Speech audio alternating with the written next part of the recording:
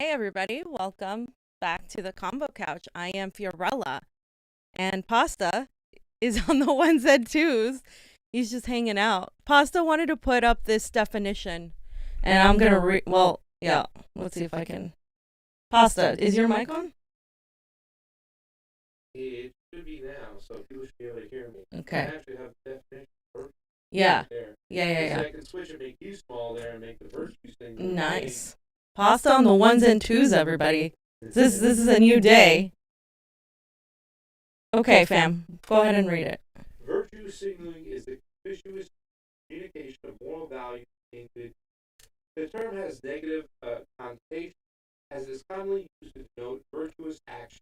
Statements are motivated by a desire for social status and self-satisfaction. The following are illustrative examples, and it has a bunch of things, whether it be persuasion, hypocrisy, conspicuous compensation, slacktivism, which is kind of like that. All we see is like you want to have a risk-free revolution, have revolution behind your keyboard instead of speaking the hard truths that need to be spoke, whether they be popular or not. Self-righteousness, radical chick, greenwashing, which is always great, share washing, political correctness, groupthink, which is a good one, and social desirability bias, like what is more desirable. Tribalism is the big one right here. And, wow, this is extremely... Can you think of people who are doing this right now? Not me. You don't know? Because I personally have seen this, guys. Like the last few days, right, with Israel-Palestine going on and the squad virtue signaling about how pissed at Biden they are, or like how Yang, right, when AOC went after Yang, we talked about it yesterday. It's kind of like this whole like, I'm gonna tweet about it, but I'm not gonna do anything in action to actually make anything happen. Like, I'm not gonna go join a protest. I'm not gonna organize an anti-war movement. I'm not gonna go and actually push legislation to stop the funding of Israel and Israeli weapons that are killing these Palestinians. And this is nothing new. This has been happening for fucking decades, right? But it's very easy to go behind Twitter and get on your little keyboard and virtue signal about how upset you are at Biden when you fucking encouraged everybody to vote for him. And not only that, you made people who had criticisms of Biden out to be the bad guys. And that is not something I'm going to let by slide, because we have to stop doing this. It is an endless cycle of virtue signaling. Oh, now I'm upset at Biden, but let's continue supporting the Democratic Party. In a couple years, what they're going to do is they're going to say, ooh, let's prop up Elizabeth Warren. Because I don't know if you've heard this, fam. Elizabeth Warren's name has come up as a strong potential leader for 2024 for the presidency. Elizabeth Snake emoji backstabbing Sanders Warren. Elizabeth, I pretended I was Native American for, I don't know, my whole fucking life, and I put it on my Harvard application, and the Democratic Socialists didn't say anything. They let it slide. Oh, that Elizabeth Warren. Do you think any of these people aren't gonna tell you to vote for her when she runs against, say, Donald Trump or Ron DeSantis or whoever the hell is the other, culture war proponent? Like the same cycle repeats, right?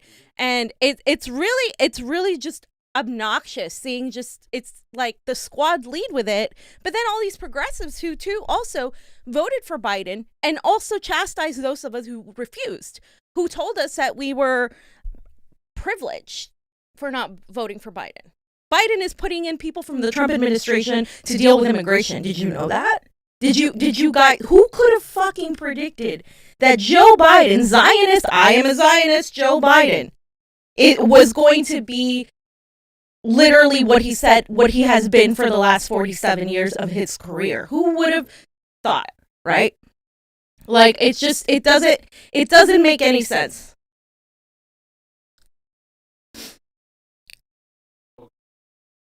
And I'm just like, for me, I'm sick and tired of the virtue signaling. I'm sick and tired of people weaponizing emotions And I want people to talk about Israel-Palestine, but this is nothing new. This has been happening. Israel has been attacking Syria like on the daily, and people just didn't bat an eye.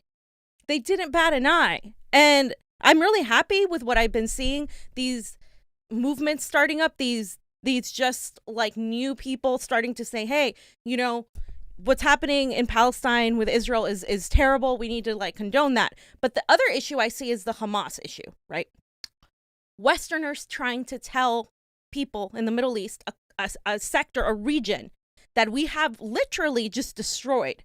I say this every time. Go look at pictures of Afghanistan, of Syria, of Libya, of all of these countries in Africa, in the Middle Eastern region, before we went in there, before the United States meddled. Look at the pictures before and then compare them to now, because that will tell you what happens when you actually see imperialism for what it is. Because this isn't just Israel-Palestine. People need to realize the intricacies in our politics of how much influence Israel has over our whole country, over everything we do. Nearly $4 billion that we give to Israel to do this, to continue to bomb people. And then, of course, the mainstream media, like we saw yesterday, turns it around and focuses on, well, Hamas and their rockets. Like, Hamas wouldn't have any defense, by the way, without Soleimani. Soleimani was able to give them a defense, give them the weapons to actually defend themselves. Now, a lot of people are going to say, well, we need to condemn Hamas because they shouldn't be doing that. I ask you then, what should Palestinians do when since 1948, they haven't been able to do anything? They haven't been able to fight back. They have tried going through the electoral route. It doesn't matter because Israel comes in and they say, no, sorry, we're not going to accept your winner. Hamas was elected democratically in 2006, the party, because it's a party, and Israel and the United States said no, and they decided to go away, and they decided to say, you know what, we're not going to accept this. So, okay, electoralism doesn't work. You have the PA in Israel, in Palestine, in the area, that pretty much acts like the cops for them and turns against them. And like, you also add to the fact that there's no way for them to actually have any sovereignty, any sort of rights. They don't have access to food, water, the way people should have. They don't have access to shelter, to rebuild their homes. Like, they don't have access to any of these things. And somehow people want to sit here and wag their finger. Oh, you shouldn't be doing that. You shouldn't be doing that. Well, I ask you, what the hell do you want people to do? People who live in a country that's ravaged by war, and you see time and time again how your family members, your grandmother, your grandfather, your kids, your brothers, your sisters, your cousins, your friends all die. Little kids dying. And nobody, like, and the vast majority of people haven't said much. Like, this has been happening. And the only reason people are talking about it is because at this point, you have radicalized these people into, you know what, there's nothing else that we can do. We've been resisting forever. So now we have to fight back. It's so easy for people to say Israel has the right to defend themselves. But you never hear Palestinians have the right to defend themselves. You just hear these terrorist groups. Didn't you learn that we've painted people as terrorists who are not terrorists? That the people we paint as dictators are not dictators? That we are the ones that spread terror all over this country? And by we, I mean our government, the military, this national security state, and their agencies. While you're fighting each other here over culture war, they are spreading literal destruction throughout the world. And that is a reality. We have to extend this conversation on Israel-Palestine, not, just Biden and Democrats and this and virtue signaling. It has to extend to an anti-war, anti-imperialist movement. That's what has to happen. And I saw the protests in Chicago yesterday, like the amount of people that were there, I hope people start making connections. This isn't just, oh, let's support Palestine for a little bit, wave our signs and let's be happy for a minute and support just doing this. It's demand we stop funding Israel. Defund Israel. Defund fucking Israel. Why does this country, this occupation, right? This occupation, let's be real here, get so much of our money to kill people? Why is that a thing? Why? Same thing with Yemen. Why do you think the Yemeni people were the first people to get out in the streets for Palestinians? Because Saudi Arabia, who we supply weapons to, does the same thing to them and has done the same thing to them, committed genocide upon genocide upon genocide, and people are still pushing papers and pushing this and that. We cannot survive with this incremental bullshit that these like Democrats and progressives are pushing. They're pushing incrementalism. They're pushing this idea that we have to just wait by idly until the moment is right. Until we can actually say, oh, well, yeah, maybe the next pandemic will push for healthcare. Or maybe the next time someone dies will in Palestine, then maybe, we'll start taking up the fact that every politician we have pretty much in Congress is an AIPAC darling. Maybe, just maybe, we'll make these connections. Why the fuck isn't anybody talking about the Colonial Pipeline leak? Now we're talking about the hack. Where's the Sunrise Movement? Where are all these people that are supposed to be progressive climate justice advocates on this pipeline? I'm wondering, like, if you're wondering, like, if this is all just bullshit. Everything that we have learned is an absolute fucking psyop bullshit, like, distraction. And that's not a conspiracy. It is happening in real time. There is a reason why people are fighting back all over the world.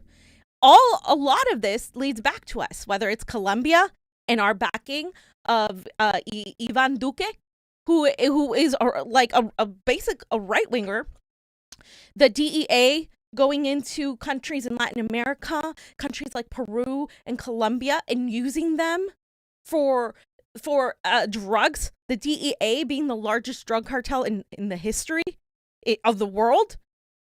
The United States overthrowing democratically elected leaders all over South America so they don't have a strong hold against U.S. imperialism. Maligning any sort of person that stands up to us. Giving you nothing, by the way, because I think a lot of people would be happier, unfortunately, if they benefited more from this. You're not seeing any benefits. And that's a very, unemotional and cold way of looking at it. But there are people who don't really care about other people in other countries, right? Like, for me, anti-imperialism isn't, it saves us money only. It's, I don't want to kill people all over the world. Like, that's wrong. But it's also like, okay, you're not, like, what are you giving to your countries? Like, to your people in your country? Like, what benefits are these people getting? And no, people are starting to realize, even people who don't care about other people in other countries are starting to realize what's going on here. We're not getting, why is Israel the one that calls the shots here? What is this, right? And when this happens, when Israel and Netanyahu and this regime get to behave the way they do, that actually causes more anti-Semitism because they're not held accountable. This isn't about the faith or ethnicity of Jewish people. This is about a country, a regime, an occupation that has committed crimes against humanity, that is committing genocide, that lives in apartheid. This is history right now. And what we're seeing now is that Hamas and Palestinian people are retaliating. And when they retaliate, of course, they're demonized. But again, I ask the existential question, right? What do you want them to do? What should they do? help isn't coming. We're not helping them. I mean, what, we can march in the streets. We should all be out in the streets. I mean, Saturday there's a protest in LA. There's tons of protests all over the nation. I'll make a thread and I'll share it. We're going to share it tomorrow as well. But it has to have a goal. The goal needs to be to defund Israel. Stop funding Israel. And you're not going to do that by asking nicely. These politicians all get money from lobbyist groups. They're not going to do that. It's like asking to defund the police. These politicians need the police to impose their regulations on you. And that brings me to the other point. Guys, you know, BLM, all of these protests that have happened in the last year, right? And now into this year, the police violence, the retaliation that is always painted as riots, etc. And sometimes it is, and sometimes, you know, there is co-option and manipulation by politicians and the Democratic Party and the right to feed into this culture war. But the fact is, we live in a system, in a country, in an empire that treats us very similarly to how we treat the rest of the world, but only ever so mildly, comparatively, right? I mean, we talk about it all the time. When we were in Oregon, we were in Portland, we saw the weapons that were used on protesters.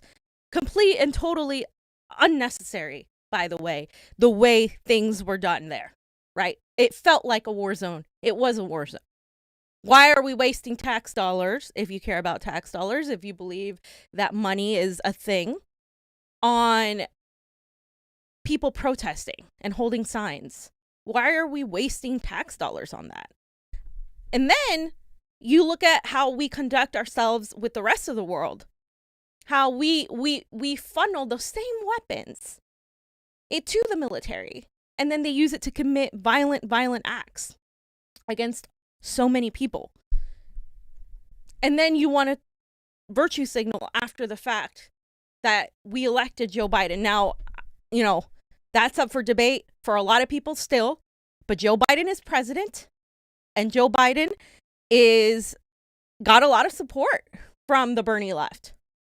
Joe Biden got a lot of support from the Bernie left. People don't want to hear that. They did. This time, Joe Biden was used, and his whole persona, his whole actions were completely forgotten. It's like there was this era of amnesia where people just completely wanted to ignore who Joe Biden was and his record. His whole record as a warmonger, as a Zionist, self-admitted, as a guy who wanted to build a giant fence, might as well call it a wall, just different term, who wanted to just impose strict criminal just punishments on people for minimal crimes. Joe Biden, the 1994 crime bill Joe Biden, the Patriot Act Joe Biden, the guy who literally never saw a war he didn't support. That Joe Biden. People got amnesia, and I saw people who voted for Jill Stein in 2016 vote for Joe Biden because they were so scared of the orange man. Joe Biden has thus far deported more people than Donald Trump did, bombed Syria, he is well on his way of being far more of a warmonger. As soon as Joe Biden took over, what did we see? Crackdowns on our civil liberties, our privacy, our free speech, censorship everywhere, especially on independent media, who is critical. By the way, we're one of the few independent media channels, because real independent media that's critical of the Democratic Party is being suppressed. The progressives, TYT, Sam Cedar types who aren't critical, who literally go watch their videos, their entire time going after Marjorie Taylor Greene and low-hanging fruit of Republicans. We know where Republicans lie, dude. You don't need to convince me that the vast majority of the Republican Party, if not all of it, mostly, is complete trash. You don't need to convince me of that. People need to understand that there's no difference with the Democratic Party, but these people don't want you to see that because that's how they make their money. They feed off of this. So, well, Democrats are better and we're going to take over and push them left. And how has that worked out for you guys? Seriously, how has it worked? Are you seeing what's happening? How has that worked out for people? And what I am seeing is people just be done with it. Like people are posting, hey, I'm not going to work anymore until you pay me a living wage. Guys, that's what needs to happen. There is no nice way anymore how we go about this. It's not going to happen like that. We're going to go about this in a way that is like fucking like any better, like anything like electoral. We're not going to sit in a committee. We're not going to, push a proposition and then it's going to go to the House. No, that's not going to work anymore.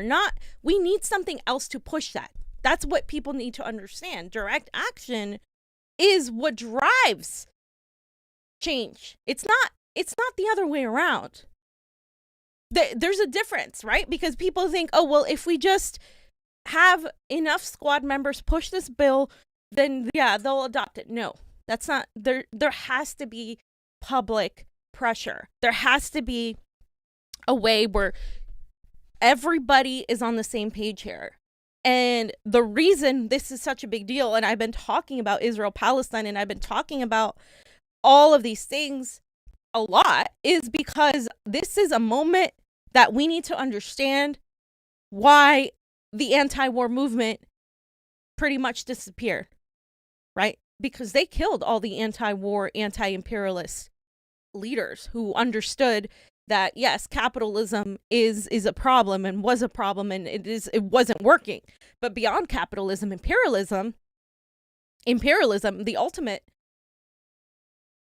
end to capitalism, the acquisition of territory, the acquisition of resources, over the exploitation of the working class, right? All of that. When people started figuring that out, they started jailing and murdering activists. We're talking about Fred Hampton, Malcolm X, MLK. He didn't start out there, MLK. He started out as a pacifist. By the end of his life, he was no longer a pacifist. I started out as a pacifist.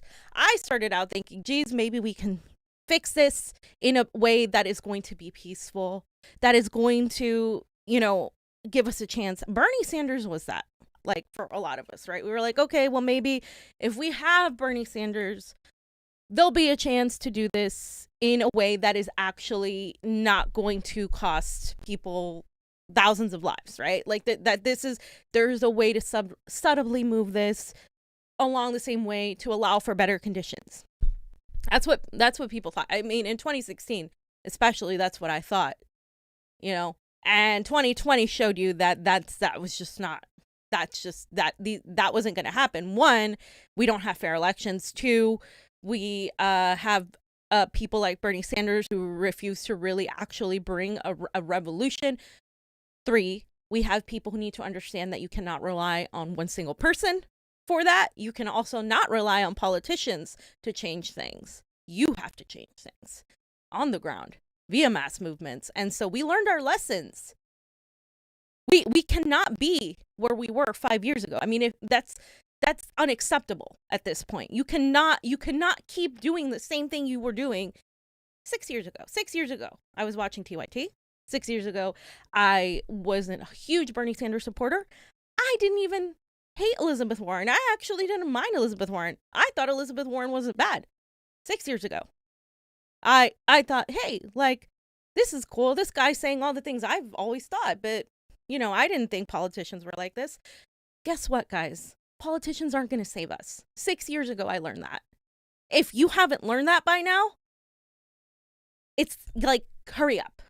Like, we don't have a lot of time, right? We really, really fucking don't. And you need to understand that I'm not trying to be an asshole here, but I'm just trying to tell you, like, everything that we have talked about on the show and everything that people like Whitney Webb have been talking about and so many others that have been warning us, including Julian Assange, who's still in jail for exposing what you're seeing right now happen in Palestine, for exposing the war crimes, right?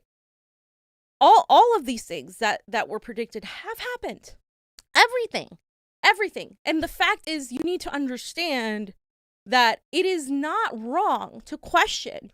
It is not wrong. It is necessary to question every single thing that the government, specifically the agencies that control our government, have led you to believe. Because guess what? The vast majority of things we learned in school turned out to be false. They turned out to be empire education. They turned out to be from the point of view of the colonizers, from the point of view of the people who wanted you to think a certain way, who wanted you to have this jingoistic patriotism that would manufacture consent for war. You could go back to the Monroe Doctrine. You can go back to Manifest Destiny. This idea that it is the American and democratic thing to do, to spread knowledge and educate the rest of the barbaric world on how to really do things. That sentiment is still there. It is that sentiment that has allowed the empire to commit atrocities in the name of U.S. democracy. And it's something that needs to be called out. This is a very great time for an anti-war movement, but I think it needs to go further. It needs to be an anti-imperialist movement. Imperialism includes war. It includes the economic disasters. It includes the real just privatization of everything in nature and everything we care about by corporations and global capitalists. That all of these things that are happening, right? The things that have been talked about endlessly, and you can find these things, the Great Reset, the Fourth Industrial Revolution, you can find that online. I am not making that up. People think like when I say these things, they're like, well, that sounds like a conspiracy. Look it up. Look it up. Like it's online, guys. And it's, if you have a population of millions of people and they're not content, and because you haven't done your job, right? And your priority isn't them. Your priority is profits over people. That's the whole point of the system. People are going to get upset, right? And so what are they going to do? They're going to revolt. It's in the Constitution. It's in the Declaration of Independence, actually, particularly that people have the right to overthrow their government. That is in the Declaration of Independence. I didn't make that up either. You can look that up yourself. Why is that there? Well, because, hello, if your government isn't representing you, then it is your duty, your obligation to change that by whatever means you decide to do it. Now, I'm not advocating for violence, but I am telling you the truth is if things don't progress through mass movements of people taking out to the streets and demanding this, and we don't make that happen through mutual aid, then yeah, that's essentially, eventually, the infamous line, if you make peaceful revolution impossible, you make violent revolution inevitable. And nobody wants dead people. The vast majority of people that I know don't want that. Don't want people to go into a bloody war with each other. That's just not something most people want, right? But there has to be a way to demand this, or it's gonna happen. That's just the nature of history of empires. You can look throughout history to see the rise and fall of empires. This is how it happens. They lose control of the population gets mad, they uprise, and that's it. That's the end of the empire. I don't know. What do you guys think? Do you think the United States can survive as a country without being an empire? I don't know, because that's all we've ever known is an empire, right? That's all we've ever been. The West has always been an empire. And so for me, that's the real deal here is we have to talk bigger than, oh, Biden is doing this. Biden is a puppet. Biden is a front for the security agencies who are really running this country and who have always been, by the way, running this country. Biden said, I'm not, you guys are bad. I'm not here to answer. I'm not supposed to answer your questions. He's a face, a PR narrative manager, basically. Our Congress is full of them. And they employ other narrative managers in mainstream media to do also the same narrative spewing of the whole of everything else, right? It's all bullshit. Like really what would happen, right? And you imagine the picture where, if you've probably seen this, right? It's a bunch of people, elites, predator class, dancing on a ballroom, and then there's people underneath, and then these people are breaking through the floor, and they're rising up. That's what needs to happen. And the way that happens is you seize on the moments that have an ability to propel more action. So because of what's happening in Israel Palestine, instead of chastising how Palestinians deal with this, instead of advocating any U.S. intervention, because no. Every time we intervene, we ruin things. I don't advocate for U.S. intervention at all. What I advocate for is for the defunding of Israel. Completely. The denouncing of that. The push for that. And then through that, an education as to this is only one sector that we're like one facet of our imperialism. Let's talk about literally everything else in the global south that you don't hear on mainstream media, except to say that, Maduro is a dictator, etc., etc. And like that can only happen if people start talking about anti-war connected to anti-Zionist movements, anti-occupation, pro-Palestinian, all of that. But it can only happen if we make those connections, which is why we do the things we do, which is why I do this show, because if the connections, everything is connected. People want to separate things like this is Israel Palestine here, this is Colombia here, this is all part of US imperialism. This is all part of it. There is no separation. The reason I need free speech and you need free speech and we need a free internet and we need to stop being censored is so we can talk about these things, because guess what? This is why I'm demonetized. We're not gonna stop talking about war. We're not gonna stop talking about Julian Assange. We're not gonna stop talking about elections or corruption. Like that, like the fact that we can't do that anymore should be scary to you. Should be scary to a lot of people. And if we don't seize on this moment to connect why free speech, Julian Assange, imperialism, the police state here, and the police state that we exert everywhere else, and the lack of assistance and help to the working class, the exploitation of the working class. If we don't seize upon how every single thing is directly connected to the fact that we are an empire controlled by a predator class, then we're going to lose that moment. And we can't let this keep happening. I mean, the pandemic was a moment, and instead it just completely got entirely co-opted to make us fearful, make us just stop questioning everything that has happened since after the pandemic, since January 6th, has been just completely used and weaponized to hinder any sort of dissent, to make everybody who has a question look like a lunatic. And that is an age-old tactic used by the empire. This has always been the case. Again, the United States of amnesia quickly forgets that these tactics were used on the artists and leftists and imperialists of the 1950s during neo-McCarthyism.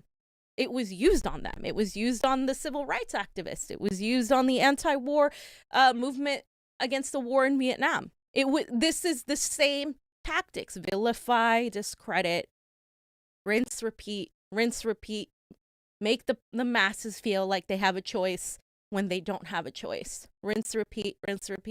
Have your segments there of people who virtue signal, like the progressives in Congress, like the Squad. Rinse, repeat. And that's it. And that's that. It just keeps go on and on and on. The wheel turns. And I am just sick of it. And I know a lot of you are sick of it too. And the thing is, how do we change this? How do we make something happen? And the thing is, things are happening all over the place. I'm going to talk about this because it's really been grinding my gears, right? And this is a part where people will disagree with me, I know. The vaccine situation. I have seen the advocacy of vaccine passports. That is extremely dangerous and extremely authoritarian. I mean, you take the vaccine if you want. You don't take the vaccine if you don't want.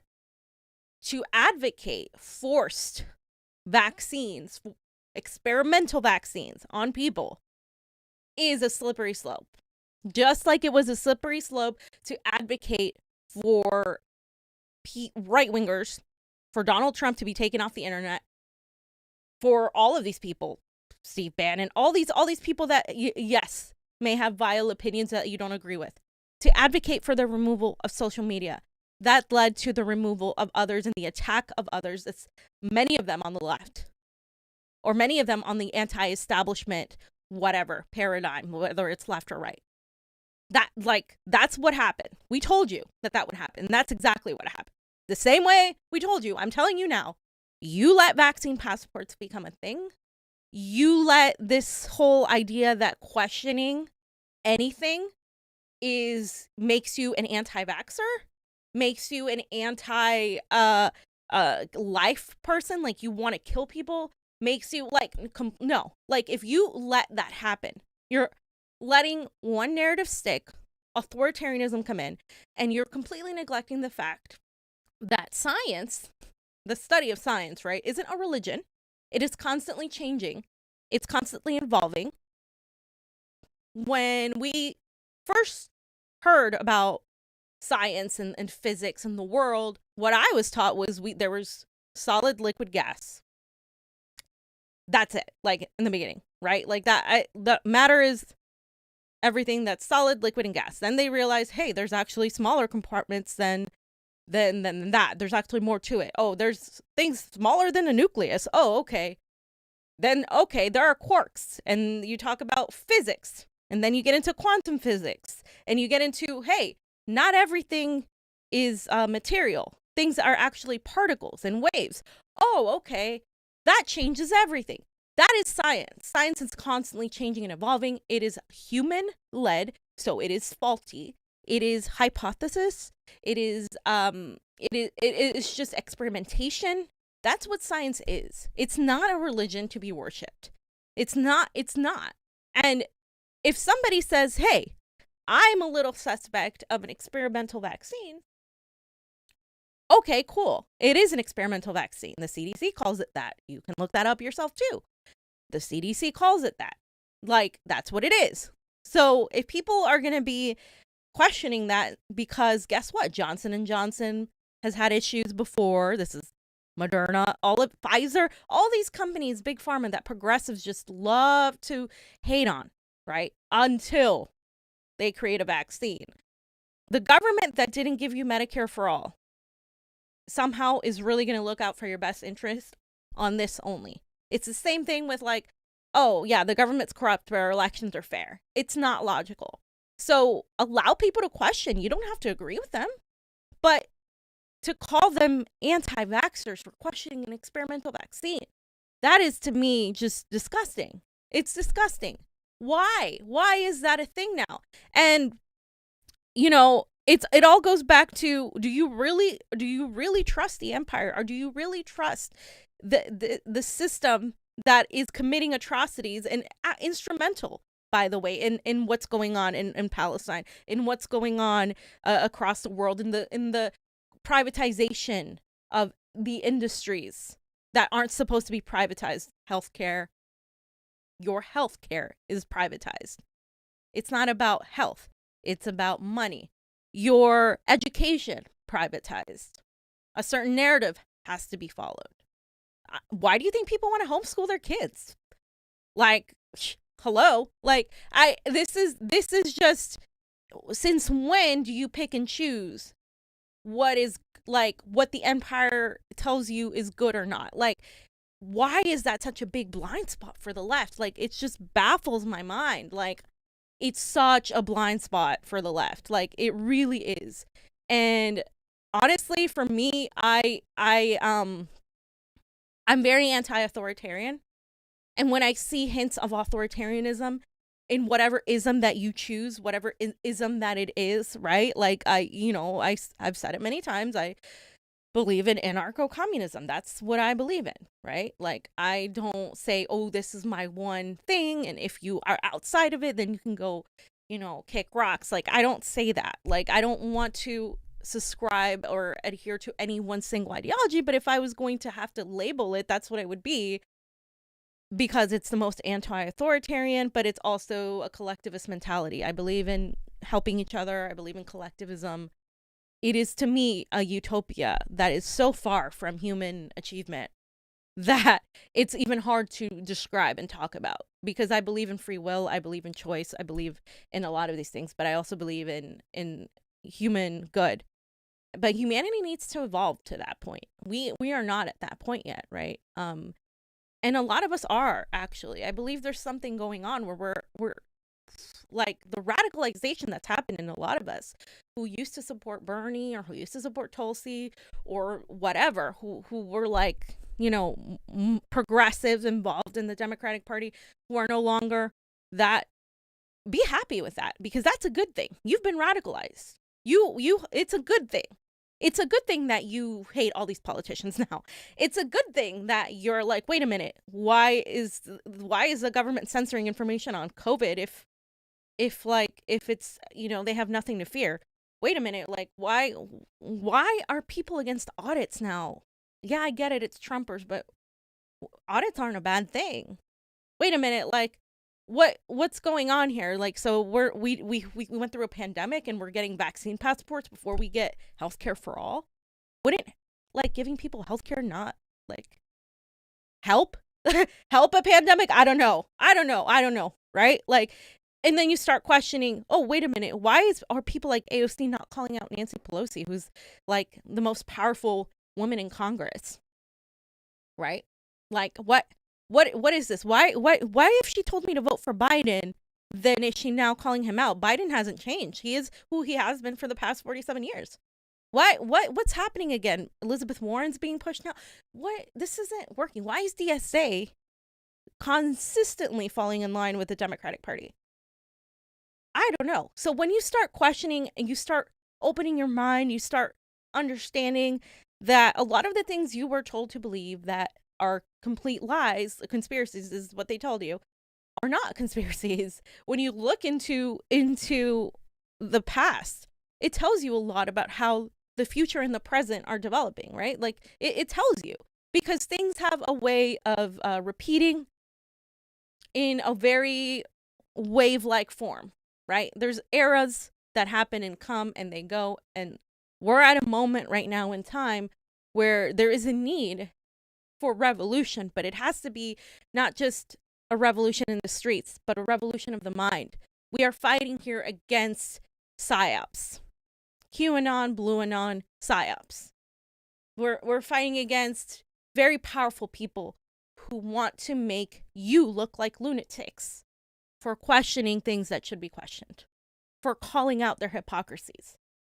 This isn't anything that I'm not trying to be an alarmist. This is where we're at. And this is why I consistently talk about the connections and things, because it's there. It's there for us to see. I'm going to read a couple super rays.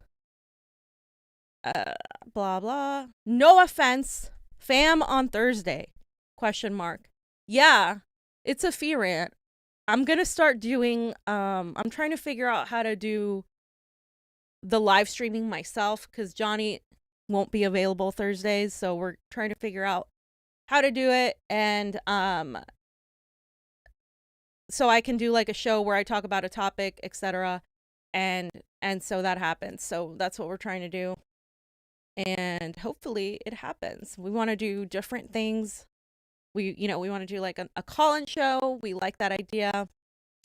We want to do more trivia. So we're like working on having him do new things and segments and start, thinking of ideas.